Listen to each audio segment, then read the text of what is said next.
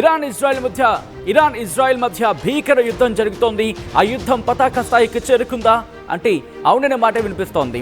ఇజ్రాయెల్ను చావు దెబ్బ కొట్టింది ఇరాన్.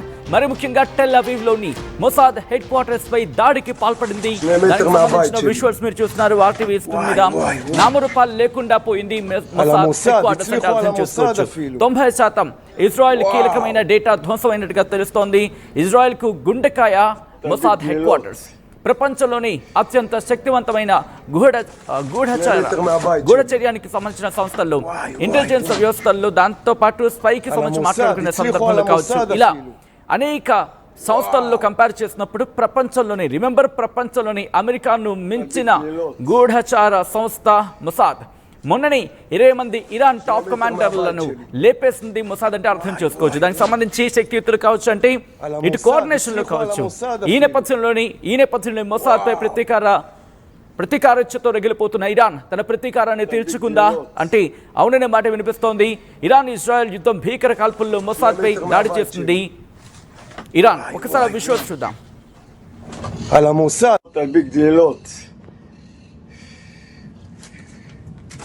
2 מטר מהבית שלי. וואי וואי וואי. על המוסד, הצליחו על המוסד אפילו. וואו. תלביק גדלות. 2 מטר מהבית שלי. וואי וואי וואי. על המוסד, הצליחו על המוסד אפילו. וואו. విజువల్ మీరు చూస్తున్నారు. ఇరాన్ ఇటు ఇజ్రాయెల్ ఐరన్ డోమ్ ను కూడా ఛేదించి మిసైళ్లతో దాడికి పాల్పడింది. ఇటు head quarters, Mossad head quarters. అసలు ఎందుకు మొసాద్ మీద దాడికి పాల్పడింది అనే అంశానికి సంబంధించి ఒకసారి నేను మాట్లాడే ప్రయత్నం చేస్తాను. ఎందుకంటే కొద్ది రోజుల క్రితం ఇటు 12వ తారీఖున దాడులు జరిగిన సందర్భం మీకు గుర్తుంది కదా. ఆ 12వ తారీఖున దాడులకు కీలక భాగస్వామి, కీలక సూత్రధారి, పాత్రధారి మొసాదే అని చెప్పి నేనంటున్న మాట కాదు, ఇరానే అంటున్న మాట. ఎందుకంటే ఇరాన్కి తెలియకుండా ఇరానియన్లను వాడి ఇరానియన్లకు సంబంధించి ఏదో వాళ్ళ సంస్థగా దాన్ని వాళ్ళనే భ్రమింపజేసేలా, వాళ్ళే అక్కడున్న సంస్థలు అనుకోలేరా ఇజ్రాయెల్ మొసాద్ను అక్కడికి చేర్చి 5 ఏళ్లుగా, 1 రోజు 2 రోజులు కాదు, 5 ఏళ్లుగా అక్కడే డ్రోన్లను తయారు చేయించింది. ఎవరికి? ఇరాన్కి వ్యతిరేకంగా. ఇరాన్కు వ్యతిరేకంగా డ్రోన్లను తయారు చేయించిందంటే అర్థం చేసుకోవచ్చు మొసాద్ ఎంత కీలక భాగస్వామం. ఈ నేపథ్యంలోనే ముందుగా ఇజ్రాయెల్ని దెబ్బ కొట్టాలంటే ఇరాన్ ముందడుగు వేయాల్సింది, కొట్టాల్సింది ఇజ్రాయెల్ని కాదు, ఇజ్రాయెల్లోని మొసాద్ని అంటూ భావించింది. ఈ నేపథ్యంలోనే ఇజ్రాయెల్ చావు దెబ్బ తిందా అంటే అవుననే మాట వినిపిస్తోంది. ఇది నా మాట కాదు, ముందే చెప్తున్నా. ఆ విజువల్స్ మీరు చూస్తున్నారు. ఇది హెడ్ క్వార్టర్స్, ఇజ్రాయెల్కి సంబంధించి మొసాద్ హెడ్ క్వార్టర్స్. ఇది టెహ్రాన్ అంటున్నమాట. టెహ్రాన్లో ప్రస్తుతం ఈ వార్త చక్కర్లు కొడుతోంది. ఈ నేపథ్యంలోనే మరి ముఖ్యంగా ఇజ్రాయెల్కు ఇబ్బందికర వాతావరణం అంటూ కూడా చర్చ జరుగుతోంది. అసలు ఏం జరిగింది, అసలు ఎందుకు ఇజ్రాయెల్ హెడ్ క్వార్టర్స్ని టార్గెట్ చేసిందంటే ఇజ్రాయెల్కి సంబంధించి, ఎందుకంటే ఇది ప్రపంచ వార్తాపత్రికల్లో కూడా వచ్చిన అంశానికి నేను ప్రస్తావించడం జరుగుతోంది. ఇజ్రాయెల్ తన మొసాద్ని 5 ఏళ్ల కిందట అక్కడికి పంపించింది, ఇరాన్కు పంపించి దాడికి 5 ఏళ్ల క్రితమే దీనికి సిద్ధం చేసింది ప్లాన్. బట్ అమెరికా ఎన్నికలు కావచ్చు, మరికొన్ని పరిణామాల క్రమంలోనే దాడికి దిగలేదు తప్ప ఆ ప్లానింగ్ని సిద్ధం చేసుకుంది. ఈ క్రమంలోనే ఇజ్రాయెల్కి సంబంధించి ఇజ్రాయెల్ 20 మంది టాప్ కమాండర్లను లేపేయడంలో, దాంతోపాటు ఇరాన్లోని ఇటు మరిన్ని న్యూక్లియర్ ప్లాంట్స్ని లేపేయడంలో కీలక పాత్ర పోషించింది ఇదే మొసాద్. ఇక్కడ తబ్రీజ్ కావచ్చు, లేకపోతే తెహ్రాన్ కావచ్చు, దాంతోపాటు నతాంజ్ కావచ్చు, ఇలా అనేక న్యూక్లియర్ ప్లాంట్స్కు సంబంధించి, దాంతోపాటు మరికొన్ని చోట్ల పేలుళ్లకు ఇక్కడే కీలకమైన పాత్ర పోషించింది మొసాద్ అంటూ మాట్లాడుకుంటున్న సందర్భం. అసలు మొసాద్ ఎవరి మొసాద్ అని చెప్పి చాలా మందికి అనుమానం వస్తుంది కదా. మనకి రా ఎలాగో వాళ్ళకి మొసాద్ అలాగా. అసలు మొసాద్ ఒకటే ఉంటుందా? మొసాద్లో ఎన్ని విభాగాలు ఉంటాయి? అసలు మొసాద్ ఎలా ప్లాన్ చేసుకుంది? మొసాద్లోని ఏ విభాగం ఎటువంటి కోఆర్డినేషన్ చేస్తుంది? ఇవన్నీ చాలా మందికి అనుమానం ఉంటాయి.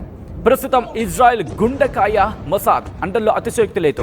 ఇన్ఫ్యాక్ట్ ఈరోజు ఇరాన్లో జరిగిన దాడి, రష్యా యుక్రెయిన్ వార్ గుర్తుందా? యుక్రెయిన్ మీద ఇన్ఫ్యాక్ట్ రష్యా మీద యుక్రెయిన్ ఎలా దాడి చేస్తుంది? ఆ సరిహద్దులోకి వెళ్ళి, అంటే రష్యా సరిహద్దుల్లోని ఒక ట్రక్కులో తన డ్రోన్లతో విరుచుకుపడింది రష్యా మీద యుక్రెయిన్. సో ఈ ప్లాన్ కూడా మొసాదే యుక్రెయిన్కి ఇచ్చిందని ఒక చర్చ జరిగింది. బట్ ఎక్కడ కన్ఫర్మేషన్ రాదు, ఎందుకంటే మొసాద్ ఆపరేషన్స్ అలా ఉంటూ ఉంటాయి. సో ఇక్కడి నుంచి కట్ చేస్తే ఈ రోజు కూడా అదే జరిగింది. ఇరాన్లో ఇటు ఇరాక్ తన స్పేస్ను మూసేసింది, తన గగనతలాన్ని మూసేసింది. దాంతోపాటు పైన ఉన్న సిరియా అవకాశం ఉండదు. అలాంటి పక్షంలో 2300 కిలోమీటర్ల దూరం, రిమెంబర్ 2300 కిలోమీటర్ల దూరంలో ఉన్న ఇరాన్ను ఇజ్రాయెల్ చావు దెబ్బ కొట్టడానికి ఒకే ఒక కారణం ఉంది, అదే మొసాద్. ఇజ్రాయెల్ నేరుగా వెళ్ళలేదు, ఇజ్రాయెల్ నేరుగా వెళ్ళి ఇరాన్ని దెబ్బ కొట్టలేదు. ఇరాన్లో ఉన్న మొసాద్ అంటే ఇజ్రాయెల్ గూఢచార వ్యవస్థ ఇరాన్లోనే ఉండి, ఇరాన్కి సంబంధించి ఆ బోర్డర్లో ఉండి అక్కడ వీటిని ఏర్పాటు చేస్తుంది. ఎంతలా భ్రమింపజేస్తుందంటే కనుక అక్కడ వాళ్ళు చిన్న చిన్న కుటీరాలుగా దాన్ని ఏర్పాటు చేసుకున్నారు. అక్కడి నుంచి విడిభాగాలు తెచ్చుకోవడం, అక్కడ పరిశ్రమగా ఏర్పాటు చేయడం, ఆ పరిశ్రమలో వీటిని డెవలప్ చేయడం, డ్రోన్స్ డెవలప్ చేయడం, ఆ డ్రోన్స్ని మొన్న దాడికి ఉపయోగించడం. దాడి చేసి వెళ్ళిపోయేంత వరకు కూడా ఇరాన్కే తెలియదు ఇక్కడ ఇజ్రాయెల్ తన గూఢచార వ్యవస్థ మొసాద్ని ఉంచి ఇంతటి ఏర్పాటు చేసిందని చెప్పి. సో ఇక్కడ ఇరాన్ ప్లాన్ చేసుకుంది, కొడితే గట్టి దెబ్బే కొట్టాలి. మనం సాధారణంగా అంటూ ఉంటాం కదా, కొడితే ఏనుగు కుంభస్థలాన్ని కొట్టాలని చెప్పి. అలాగే ఇరాన్ కూడా అలాగే అనుకుంది, కొడితే ఇజ్రాయెల్ కుంభస్థలాన్ని కొట్టాలనుకుని మొసాద్ హెడ్ క్వార్టర్స్ని కొట్టే ప్రయత్నం చేసింది, కొట్టింది. ఇక్కడ ఐరన్ డోమ్ వ్యవస్థను కూడా చీల్చుకొని వెళ్ళి కొట్టినట్టుగా తెలుసు. ఒకసారి ఆ విజువల్ చూద్దాం.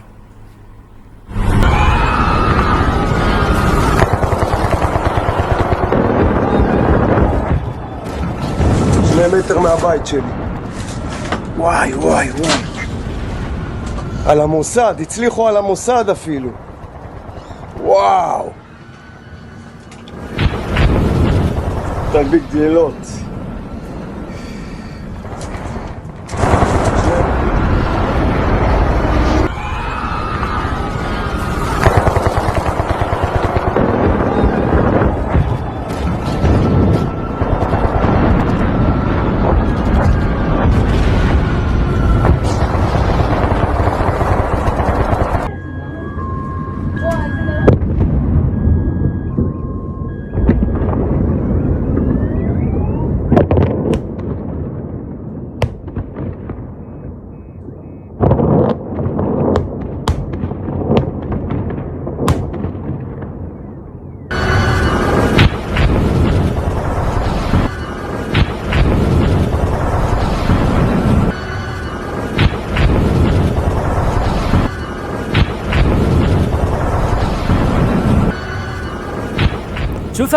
చూసారా ఆ పేలుడు దృశ్యాలకు సంబంధించి ఇది ఇరాన్ చెబుతున్న మాట.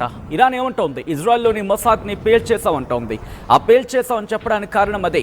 అసలు మొసాద్ని ఎందుకు టార్గెట్ చేసింది? మొసాద్ని టార్గెట్ చేయకపోతే ఇరాన్కి ఏనాడికైనా నష్టమే. అందుకే హెడ్ క్వార్టర్స్ని కొట్టాలి, వాళ్ళ మిలిటరీ బేసెస్ని, వాళ్ళ న్యూక్లియర్ ప్లాంట్స్ని, న్యూక్లియర్ ఫెసిలిటీస్ని టార్గెట్ చేసిందని చెప్పి ఎప్పుడైతే కక్ష పెంచుకుంది, ప్రతీకారీచ్ఛతో రగిలిపోతోంది ఇరాన్ ఇజ్రాయెల్ మీద, మరి ముఖ్యంగా మొసాద్ మీద. ఈ క్రమంలోని అక్కడ ఒక ట్రక్ కనిపించింది, ఒక అనుమాన ట్రక్ కనిపించింది, ఒక సొరంగంలో లేకపోతే ఒక చిన్న మార్గంలో వెళ్ళిన క్రమంలో. వెంటనే అర్థమైంది ఇక్కడేదో తేడా కొట్టింది. వెంటనే యుక్రెయిన్కి సంబంధించి జరిగిన దాడిని వాటిని సింక్రనైజ్ చేసుకుని ఆలోచించే ప్రయత్నం చేసింది. దీని వెనకాల మొసాద్ కీలక పాత్ర పోషించి ఉండొచ్చు అని చెప్పి ఇరాన్ భావించింది. దీంతో ఇక లాభం లేదు అని చెప్పి ఇరాన్ ఈరోజు ప్రతీకార దాడులకు దిగింది. మొసాద్ హెడ్ క్వార్టర్స్కి సంబంధించి దాడికి పాల్పడినట్టుగా తెలుస్తోంది.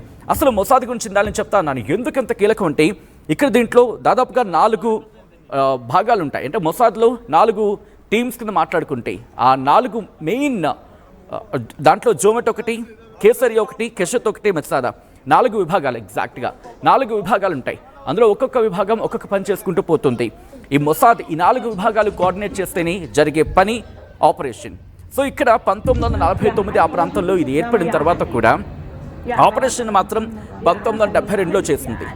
బట్ ఆ ఆపరేషన్కి వెళ్లే ముందు ఈ 4 విభాగాలు ఎలా కోఆర్డినేట్ చేసుకుంటా ఒకసారి మీకు చెప్తా. మొసాద్లో జొమెట్ అనే విభాగం ఉంది కదా, అది మొసాద్లోని అతిపెద్ద విభాగం. విదేశాల్లో గూఢచర్య ఆఫీసర్స్గా కూడా ఉంటారు. అంటే సపోజ్ మన భారత్లో ఉన్నారనుకుందాం, ఫర్ సపోజ్ ఐఎమ్ సెయింగ్, మన భారతదేశంలో మన అధికారుల్లో ఒక అధికారిగా ఉంటారు, బట్ మనకు తెలియదు వాళ్ళ అధికారం చెప్పి. సో అంతలా కలిసిపోతారు అన్నమాట. దాంతోపాటు వీళ్ళని కత్సాస్ అంటారు, స్థానికులతో సాన్నిధ్యంగా ఉంటుంటారు. ఆ దేశంలోని అత్యున్నత పదవులకు వెళ్ళి సమాచారాన్ని సేకరిస్తూ ఉంటారు. సో వీళ్ళు అలాగా వర్కౌట్ చేస్తారు, కొన్ని ఏళ్ల పాటు ఉండిపోతారు. అటువంటి విభాగం, కీలకమైన విభాగం ఈ జోమెట్, ఆ తర్వాత కేసీఆర్. ఇది ఇన్ఫర్మేషన్ మీద పనిచేసుకుంటూ పోతుంది. ఈ జోమెట్కి సంబంధించిన విభాగం ఇచ్చిన ఇన్ఫర్మేషన్ మీద పనిచేసుకుంటూ పోతుంది. ఇది విదేశాల్లో ఆపరేషన్స్ చేస్తూ ఉంటుంది. దీని కింద కిడోన్ అనే ఒక యూనిట్ ఉంటుంది. ఆ యూనిట్ శత్రువుని మట్టు పెడుతుంది అన్నమాట. దాంతోపాటు కిషత్ అనే యూనిట్ ఉంటుంది. ఇది ఎలక్ట్రానిక్ నిఘా విభాగం, శత్రు సమాచారంపై అక్కడ నిఘాను ఉంచుతుంది. ఆ తర్వాత లైక్ కాల్ ట్రాపింగ్ కావచ్చు. ఇలాగా మెత్సదా ఫారెన్ కంట్రీస్లో విధ్వంసాన్ని సృష్టించడంలో కీలక పాత్ర వీళ్ళది. ఈ నలుగురు కూడా కీలకమైన ఆపరేషన్ చేస్తారు. ఈ ఇన్ఫర్మేషన్ని మొసాద్కి అందిస్తారు. ఈ మొసాద్ అక్కడ ఇజ్రాయెల్ డిఫెన్స్ ఫోర్సెస్కి అందిస్తుంది. సో ఇజ్రాయెల్ డిఫెన్స్ ఫోర్సెస్ అది ఎయిర్ ఫోర్స్కి ఇవ్వాలా, లేకపోతే వాళ్ళకి నేవీకి సంబంధించి అంత పెద్ద అవసరం లేదు కాబట్టి ఆర్మీకి ఇవ్వాలా అనేది ఆలోచించుకుంటారు అన్నమాట. ఇలా ఉంటుంది వాళ్ళ కోఆర్డినేషన్ వాళ్ళ మొసాద్తో కలిపి. సో ఇప్పుడు ఇజ్రాయెల్కి ఏ మేరకు నష్టం జరిగిందనుకోవాలి, ఇప్పుడు ఇజ్రాయెల్ ఎలా అడుగులు వేసే అవకాశం ఉంది తెలుసుకునే ప్రయత్నం చేద్దాం. మా ప్రతినిధి కృష్ణమోహన్ అప్డేట్స్ అందించేందుకు సిద్ధంగా ఉన్నారు. కృష్ణమోహన్, ఇటు మొసాద్ మీద ప్రతీకారం తీర్చుకుంది ఇరాన్. మొసాద్ హెడ్ క్వార్టర్స్ మీద దాడికి పాల్పడింది. ఈ నేపథ్యంలో ఇప్పుడు ఇజ్రాయెల్ పరిస్థితి ఏంటి? ఇజ్రాయెల్ నెట్టుకు రాగలదా యుద్ధాన్ని? అంటే ఇజ్రాయెల్ నిన్నటి వరకు ఇరాక్ ని తిప్పులు పెట్టిన ఇజ్రాయెల్ కి ఈ రోజు ఇరాన్ మాత్రం ఇజ్రాయెల్ కి పెద్ద దెబ్బ కొట్టిందనేది చెప్పాలి. ఇజ్రాయెల్ కి ఇరాన్ చేసిన ఈ చావు దెబ్బ మాత్రం పూర్తిగా కూడా చాలా వరకు ఇజ్రాయెల్ డేటా, అంటే ఇజ్రాయెల్ కి అవసరమైన కీలకమైన డేటా కార్యాలయం మొత్తం కూడా 90% ధ్వంసమైందనేది మనకి అందుతున్న సమాచారం. ఇజ్రాయెల్ మొత్తం కూడా ఈ మొసాద్ హెడ్ క్వార్టర్స్ మీద నుంచే తన కార్యక్రమాలన్నీ కూడా నడుపుతూ ఉంటుంది. ఇది ఒక టైప్ ఆఫ్ స్పై సెంటర్. ఇది గూఢచారి వ్యవస్థ కింద పనిచేస్తుంది. ఈ మొసాద్ అనేది ప్రపంచంలో కూడా దీనికి అంత బ్రాండ్ నేమ్ ఉంది. ఈ మొసాద్ వ్యవస్థ కూడా దీనికి సంబంధించిన క్వార్టర్స్ ప్రపంచంలోనే అత్యంత శక్తివంతమైన గూఢచార సంస్థగా మొసాద్ని చెప్తుంటారు. అందుకే ఇజ్రాయెల్ టెక్నాలజీని చాలా దేశాలు కూడా ఈ రహస్య గూఢచారాలకి చాలా వరకు కూడా వాడుకునే పరిస్థితి ఉంటుంది. గతంలో ఆంధ్రప్రదేశ్ లాంటి ప్లేస్ లో కూడా ఇజ్రాయెల్ నుంచి కొన్ని వస్తువులు కొనుగోలు చేయడం వల్ల కొంత ఇష్యూ కూడా అయింది. ఎందుకంటే ప్రధానంగా ఈ మొసాద్ వ్యవహార శైలి, మొసాద్కి సంబంధించిన వ్యవహారాలు, దీనికి సంబంధించిన దీంట్లో వీళ్ళ ప్రత్యేక కార్యక్రమాలు ఏంటంటే విదేశీ గూఢచార సేకరణ, ప్రత్యేక కార్యక్రమాలు మరియు వ్యూహాత్మక నిఘా. అంటే వీళ్ళు ప్రతి ఒక్కటి కూడా ఇతర దేశాలకు సంబంధించిన గూఢచారిత్వం, తర్వాత వాళ్ళ స్పై వ్యవహారాల ఆపరేషన్స్ సైలెంట్ గా చేయడం, అందరితో బాగున్నట్టుగా ఉండడం, తద్వారా వచ్చే ఇన్ఫర్మేషన్ ని కేంద్రీకరించి ఒక రూట్ మ్యాప్ ని క్రియేట్ చేసుకోవడం. ఇది యాక్చువల్ గా టెల్ అవివ్ నగరంలో ఉంది. టెల్ అవివ్ నగరంలో ఈ వ్యవహారం అంతా కూడా ఉంది. దీన్ని Israel institute of intelligence and special operations అంటారు. సో ఇంత ఈ టెక్నికల్ గా ఉన్న ఇది ఇతర దేశాలకు కూడా చాలా వరకు వీళ్ళు హెల్ప్ చేసిన పరిస్థితి. టెక్నాలజీ అంటే ఇది ఎప్పుడో 1949లో ఇజ్రాయెల్ దేశం ఏర్పడిన తర్వాత స్థాపించబడ్డ ఇది. సో మొసాద్ ఇజ్రాయెల్ యొక్క భద్రతా వ్యూహంలో భద్రతా వ్యవహారాల్లో కావచ్చు, లేకపోతే వీటిల్లో ఈ మొసాద్ అనేది చాలా ప్రధాన కార్యాలయం. ఇది చాలా యాక్టివ్ గా పనిచేస్తుంది. అందుకే ఇజ్రాయెల్ టెక్నాలజీ గురించి అందరూ ప్రపంచ దేశాలు కూడా కొంత గొప్పగా మాట్లాడుకునే దానికి మెయిన్ కారణం ఏంటంటే ఈ మొసాద్. సో ఈ మొసాద్ వ్యవహారంలో సక్సెస్ఫుల్ గా రన్ కావడానికి కారణాలు ఎన్నున్నా, కానీ ఈ రోజు దాని మీద అటాక్ ఇరాన్ చేయగలిగింది అంటే నిజంగానే అది ఇరాన్ సక్సెస్ఫుల్ ఆపరేషన్ అని చెప్పాలి. ఇది మామూలు చిన్న ఆపరేషన్ కాదు. ప్రపంచ దేశాలన్నీ కూడా ఇజ్రాయెల్ నిఘా సంస్థల మీద, మొసాద్ మీద ఆధారపడి కొంత పనిచేస్తుంటాయి, కొంత వాళ్ళ హెల్ప్ తీసుకుంటుంటాయి. కానీ అటువంటిది అది కూడా డబ్బులు కట్టి మరీ తీసుకుంటాయి. ఊరికనే కాదు, అది డబ్బులు కట్టి తీసుకునే ఒక ప్రైవేట్ ఏజెన్సీకి సంబంధించినవి under control by Israel. But దాని మీదనే ఈరోజు ఇరాన్ అటాక్ చేస్తుందంటే దాన్ని పసికట్టలేకపోయిందా ఏంటి అనేది కొంత చర్చించాల్సిన పరిస్థితి. చాలా ఇంపార్టెంట్ మేజర్ రోల్ కిందనే చూడాలి. ఒక ఇరాన్ దీంట్లో మొసాద్ కార్యాలయం మీద దాడి చేయడం, మొసాద్ని మట్టుకు కూర్చోడం కొడుతుంది కూడా దీన్ని సక్సెస్ఫుల్ ఆఫ్ ఇరాన్ అనుకోవాలి. ఇప్పుడు దాకా చరిత్రలో ఇన్నేళ్ల చరిత్రలో ఎక్కడ కూడా ఆ ఇష్యూ జరగల. గతంలో కూడా ఇజ్రాయెల్ కి తర్వాత ఇతర దేశాల మధ్య, ఇజ్రాయెల్ కి ఇరాన్ మధ్య చాలాసార్లు ఈ యుద్ధ వాతావరణం జరిగినా, దాడులు జరిగినా ఎక్కడ కూడా ఈ సిచ్యువేషన్ లేదు. కానీ ఈసారి మాత్రం ఇరాన్ చాలా ప్లాన్ ఆఫ్ యాక్షన్ తోనే ఈ వ్యవహారాన్ని నడిపిందని చెప్పాలి. దీంతో మరి ఇప్పుడు ఇజ్రాయెల్ యాక్షన్ ఎలా ఉండబోతుంది, ప్లాన్ ఆఫ్ యాక్షన్ ఏ విధంగా ఉండబోతుంది, వాళ్ళకున్న పూర్తి సమాచారం అంతా కూడా నానమట్టమైందనే సమాచారం అందుతున్న నేపథ్యంలో వాళ్ళు ఎలా ముందుకు వెళ్తారు. ఇరాన్ చేసిన ఈ సాహసం మాత్రం ఇది పర్ఫెక్ట్. అంటే ఇరాన్ చరిత్రలో ఒక ట్రాక్ రికార్డ్ గా పెట్టుకోవాల్సిన పరిస్థితి. అంటే అంతటి వ్యవహారం ఇరాన్ చేయగలిగింది ఇజ్రాయెల్ మీద. అయితే ఇప్పుడు ఇజ్రాయెల్ ఈ యాక్షన్ ని ఎలా తీసుకుపోతుంది, ఏ విధంగా రియాక్షన్ ఇవ్వబోతుంది అనేది చూడాలి. ఇప్పటికీ ఇరాన్ బాగా ఇజ్రాయెల్ దాడుల్లో పూర్తిగా కూడా దెబ్బతినింది. చాలా వరకు గ్రామాలు వదిలి వెళ్ళిపోతున్నారు. లోకల్గా కొన్ని పబ్లిక్ కూడా ఇతర దేశాలకి, పక్కనున్న పొరుగు రాష్ట్రాలకి, పొరుగు దేశాలకి వెళ్ళిపోతున్న పరిస్థితుల్లో సో ఇటువంటి సిచ్యువేషన్ ని ఇప్పుడు ఇజ్రాయెల్ ఎంత దూరం పోతుంది, ఇది ఇజ్రాయెల్ చాలా ప్రెస్టేజియస్ గా తీసుకుంటుంది అనే దాంట్లో అర్థం లేదు. సో ఖచ్చితంగా ఈ వ్యవహారాన్ని ముందుకు వెళ్ళే పరిస్థితి అయితే ఉంది. అయితే ఒకవైపు ట్రంప్ కూడా క్లియర్ గా వార్నిస్తున్నాడు. ఆల్మోస్ట్ ట్రంప్ కూడా దీంట్లో యుద్ధంలోకి దిగే పరిస్థితి కనపడుతుందనే ఒక సమాచారం కూడా వస్తున్న నేపథ్యంలో ఈ రోజు రాత్రి రేపు జరగబోయే దాడులు ఏ విధంగా ఉంటాయనేది మాత్రం కొంత ఆందోళన కలిగించే అంశమే సచిన్. రైట్ కృష్ణమోహన్, ఒక్కసారి మీరు లైన్లో ఉండే ప్రయత్నం చేయండి. ఇజ్రాయెల్కి ఇరాన్కి మధ్య జరుగుతున్న యుద్ధం కీలక స్థాయికి చేరుకుందా అంటే అవుననే మాట వినిపిస్తోంది. ఎందుకంటే రెండు దేశాలు కూడా ఒకరి మీద ఒకరు ఆ దాడులను తీవ్రతరం చేసుకుంటున్నారు. ఈ రోజు కీలక పరిణామం కింద చెప్పుకోవాలి.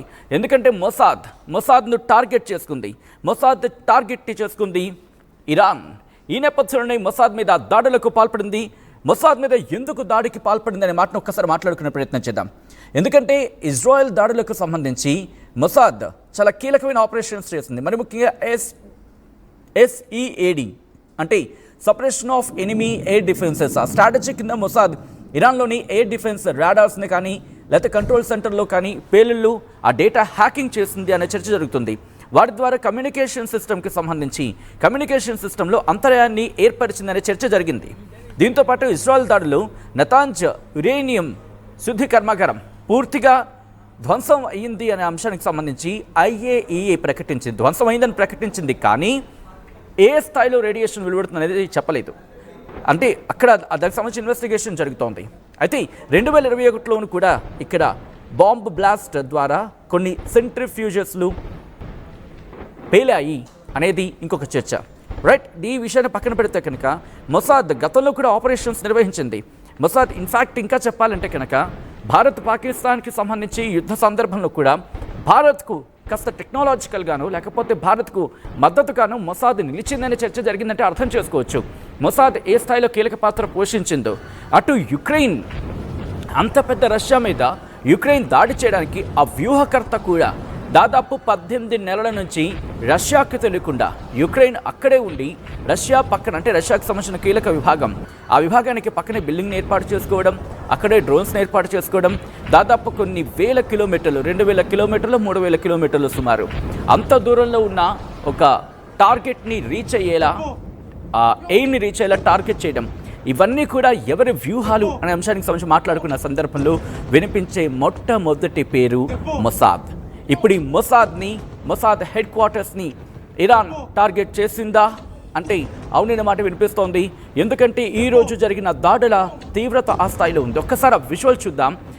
This is the disturbing content, viewer description is advised. ఈ కథలో మిమ్మల్ని కాస్త కలవరపరచచ్చు, దీనికి సంబంధించి తగిన జాగ్రత్తలు తీసుకోవాలని RTV సూచించడం జరుగుతోంది. ఒక్కసారి ఆ విజువల్స్ చూద్దాం.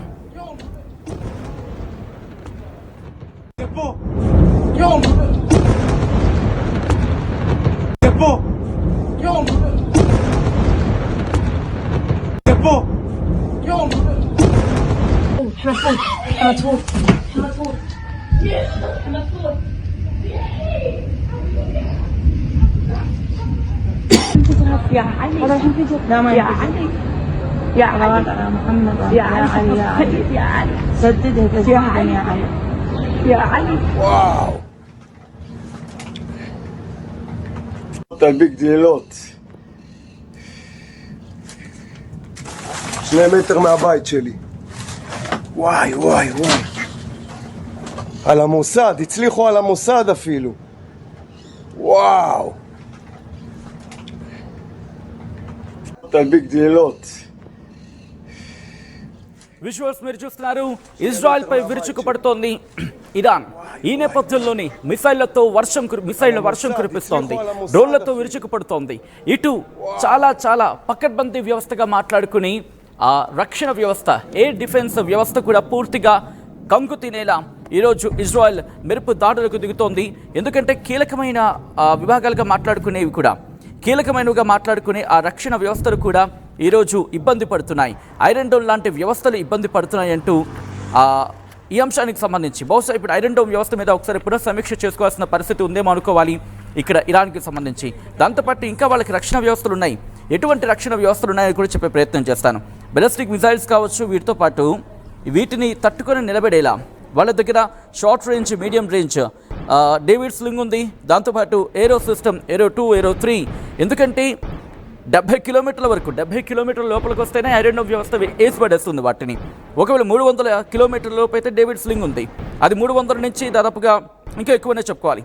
ఇక అలాగే 2000 నుంచి 2400 కిలోమీటర్ల వరకు మాట్లాడుకున్న సందర్భంలో ఏరో సిస్టమ్స్, ఇవి లాంగ్ రేంజ్ బ్యాలిస్టిక్ మిసైల్స్ని పేల్చేయగలవు. ఏరో 2, ఏరో 3 సంబంధించి ఇటువంటి క్షిపణి వ్యవస్థలు, అంటే క్షిపణి రక్షణ వ్యవస్థలు ఉన్నాయి.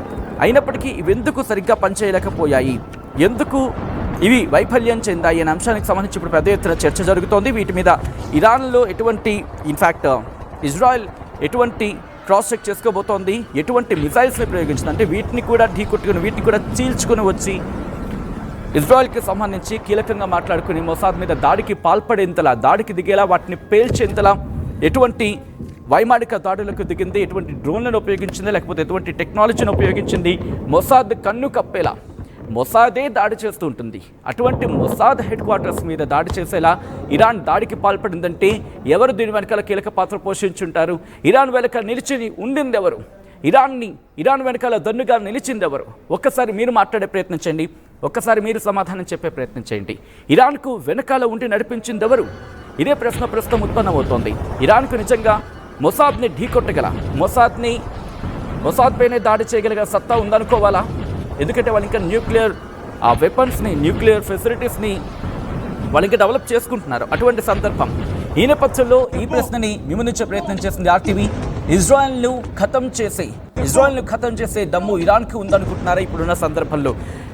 అవును, కాదు, లేదు, ఉంది. ఆ రెండు అంశాలకు సంబంధించి మాట్లాడే ప్రయత్నం చేయండి, పోల్లో పార్టిసిపేట్ చేసే ప్రయత్నం చేయండి. అలాగే మీ అభిప్రాయాన్ని కామెంట్ రూపంలో తెలియజేసే ప్రయత్నం చేయండి. ఆ దాడులు వేగవంతం అవుతున్నాయి. మొసాద్ హెడ్ క్వార్టర్స్ మీద దాడి చేస్తుంది ఇరాన్. ఈ నేపథ్యంలో ఆ విజువల్ మీరు చూస్తున్నారు. This is the disturbing content, viewer description is advised. ఈ కథను మిమ్మల్ని కాస్త కలవరపరచవచ్చు. దీనికి సంబంధించి తగిన జాగ్రత్తలు తీసుకోవాలని ఆర్టీవీ సూచించడం జరుగుతోంది.